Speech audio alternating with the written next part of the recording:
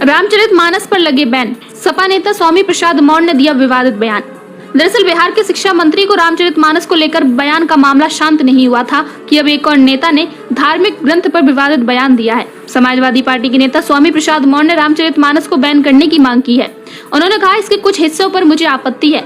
सपा नेता स्वामी प्रसाद मौर्य ने मीडिया से बातचीत करते हुए कहा कि धर्म कोई हो उसका हम सम्मान करते हैं, लेकिन धर्म के नाम पर जाति विशेष, वर्ग विशेष को अपमानित करने का काम किया गया है, हम उस पर आपत्ति दर्ज कराते हैं। स्वामी प्रसाद मौर्य ने कहा कि तुलसीदास की रामचरितमानस के कुछ अंश ऐसे हैं जिन पर आपत्ति है। किसी भी धर्म में किसी को भी गाली देने का अधिकार नहीं है।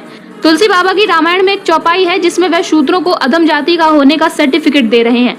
स्वामी प्रसाद मौर्य ने कहा कि कई करोड़ों लोग रामचरितमानस को नहीं पढ़ते, सब बकवास है, ये तुलसीदास ने अपनी खुशी के लिए लिखा है। स्वामी प्रसाद मौर्य यहाँ तक नहीं रुके। उन्होंने कहा कि सरकार को इसका संज्ञान लेते हुए रामचरितमानस से जो आपत्तिजनक अंश हैं उन्हें बाहर कर देना चाहिए या इस पूरी पुस्तक को ही बैन कर देना चाहिए। सपा नेता स्वामी प्रसाद मौर्य बोले कि ब्राह्मण भले ही लंपट, दुराचारी, अनपढ़ और गवार हो, लेकिन वह ब्राह्मण है तो उसे पूजनीय बताया गया है। लेकिन शूद्र कितना भी ज्ञानी, विद्वान या फिर ज्ञाता ही क्यों ना हो, उसका सम्मान मत करिए। क्या यही धर्म है? अगर यही धर्म है तो ऐसे धर्म को मैं नमस्कार करता हूँ। उन्होंने कहा कि जब इनकी बात पर टिप्पणी की जाती है तो चंद मुट्ठी भर धर्म के ठेकेदार जिनकी इस पर रोटी रोजी चलती है, वह कहते हैं कि हिंदू भावना आहत हो रही है।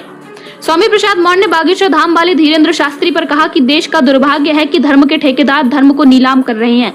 तमाम समाज सुधारकों के प्रयास से देश आज तरक्की के रास्ते पर चल पड़ा है, लेकिन ऐसे ही तकियानुसी सोच वाले बाबा समाज में रूढ़िवादी परंपराओं, ढकोसलों, अंधविश्वास पैदा करने की कोशिश कर रहे हैं। जब भी दवा बाबा के पास है तो सरकार फालतू में मेडिकल कॉलेज, अस्पताल चला रही है। सब जाकर बाबा के यहाँ ही दवा क्यों न ले लें? सारे लिखे पढ़े डॉक्टर बेकार हो गए, बाबा दवा करेंगे।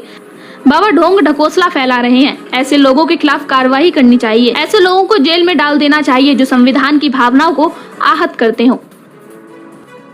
और आज अगर हम ये कह रहे हैं कि भाई ये गाली हो सकता है उस समय दी गई हो, आज व्यवहारिक नहीं है, इसलिए इस अंश को नित कर दिया जाए, निकाल दिया जाए। हमने रामायण पर टीका टिप्पणी नहीं की, हमने किसी भगवान, किसी धर्म, राम पर टीका टिप्पणी नहीं की। हमने चौपाई के उस अंश पर टिप्पणी की जिस अंश में देश की समस्त महिलाओं, आदिवासियों, दलितों, पिछड़ों तथा कथित चातुर्वर्ण के चौथे पायदान पर खड़े शूद्र समाज को